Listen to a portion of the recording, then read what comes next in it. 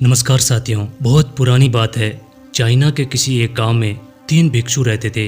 उनका नाम किसी को नहीं पता, क्योंकि उन्होंने कभी अपने बारे में कुछ बताया ही नहीं। उन्होंने कभी किसी बात का जवाब नहीं दिया। चीन में बस उन्हें 3 हंसते हुए भिक्षुओं के नाम से जाना जाता है। वे तीनों सिर्फ एक ही काम करते, ये गांव में प्रवेश करते, बाजार के बीचों बीच खड़े होते और हंसना चालू कर देते। ये अपने पूरे अस्तित्व के साथ हंसते। अचानक लोगों का ध्यान इनकी तरफ खींचा चला जाता और धीरे धीरे इनके सामने लोगों की भीड़ फैलने लगी। वे इतनी एकाग्रता और संपूर्णता के साथ हंसते कि उनकी हंसी देखकर सारा गांव हंसने लग जाता।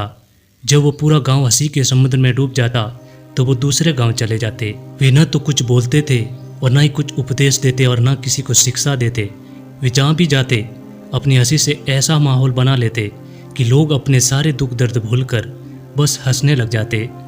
धीरे धीरे चाइना के लोग उन्हें बहुत प्यार करने लगे और वे पूरे चाइना में फेमस होते गए, थ्री लॉन्गफिंग मोंग के नाम से।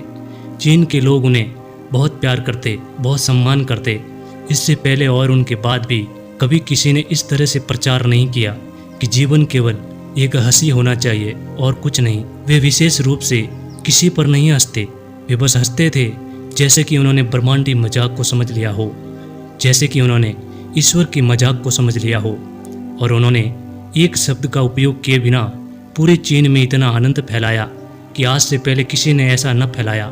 लोग उनका नाम पूछते लेकिन बस वे हंसते रहते। इस तरह से उनका नाम बन गया थ्री लॉन्गफिंग मोंग, यानी 3 हंसते हुए भिक्षु। पूरे चीन में घूम घूम कर लोगों को हंसाते हुए समय के साथ वे बूढ़े हो चले थे।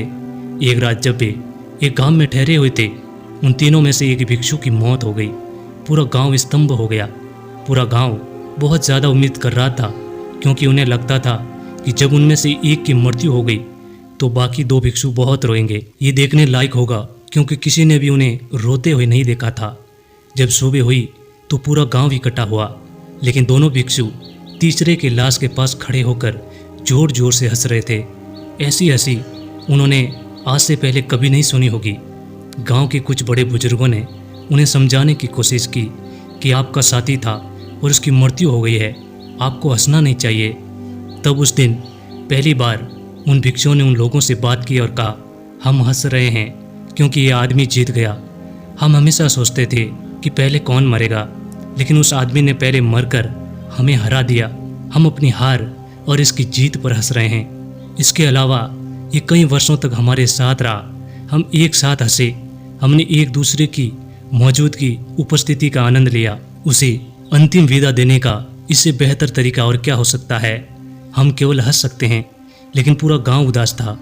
जब मृत भिक्षु के शरीर के अंतिम संस्कार के लिए चिता पर लेटाया गया तो सारे गांव वालों को एहसास हुआ कि शेष वह भिक्षु केवल मजाक नहीं कर रहे थे। वे तीसरा भिक्षु जो मर्द था वो भी हंस रहा था। चीन में ये प्रथा थी कि जब एक इंसान की मृत्यु हो जाती तो उसके पुराने कपड़े उतार कर उसे नहला धुला कर नए कपड़े पहना दिए जाते थे। लेकिन मरने से पहले इस भिक्षु ने अपने साथियों से अपने कपड़े न बदलने के लिए कहा था। तीसरे भिक्षु ने कहा था, मुझे स्नान मत करवाना, क्योंकि मैं कभी अशुद्ध हुआ ही नहीं। मेरे जीवन में इतनी हंसी आई कि कोई अशुद्धता जमा ही नहीं हो सकती है। मैंने कोई धूल जमा नहीं की। हंसी हमेशा युवा और ताज़ा होती है, इसलिए मुझे नहलाकर मेरे कपड़े मत बदलना। जब उस तीसरे भिक्षु के शरीर पर आग लगाई गई तो गांव वालों को पता चला कि उस भिक्षु ने मरने से पहले अपने कपड़ों में कुछ पुराने चीनी पटाखों को छुपा कर रखा था, जो आग लगने के बाद आसमान में फटकर रंग बिरंगे कलर फैला गए। और ये देखकर वो पूरा गांव जोर जोर से हंसने लगा। तो इस तरह से ये तीसरा भिक्षु मरने से पहले भी गांव वालों को हंसा गया। और ये देखकर शेष दोनों भिक्षु ने कहा, चालाक आदमी, तुम मर चुके हो, लेकिन तुमने हमें एक बार फिर हरा दिया। तुम्हारे द्वारा पूरे गांव वालों में पैदा हो गई हंसी, और यह आखिरी हंसी थी, क्योंकि जीवन में हंसना बहुत ज़रूरी है। हंसी के साथ ही जीवन बिताओ, क्योंकि ये एक ही बार मिला है। पता नहीं दूसरा जीवन कहाँ मिलेगा और किस रूप में मिलेगा। हो सकता है कि ऐसा जीव में हम पैदा होंगे जहाँ पर हमारे लिए हंसना मुश्किल हो जाएगा।